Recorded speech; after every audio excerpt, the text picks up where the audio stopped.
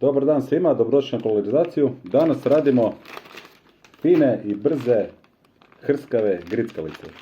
Trebat će vam papir za pečenje, tramezini, talijanski. Idemo ga položiti na papir za pečenje.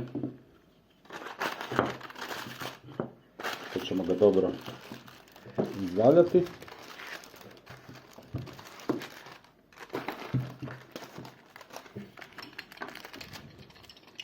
Nož za picu, narezati ovako na tanke prutiće. To je to. Zatim nasprejati, ja koristim maslac u spreju, možete i maslinovo ulje. Zatim idemo mediteranski začin, pa idemo češnjak, grana padano, talijanska spika.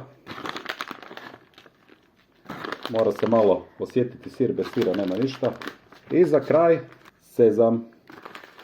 Ovo će biti top. Idemo to lagano staviti u posudu. Pečnicu.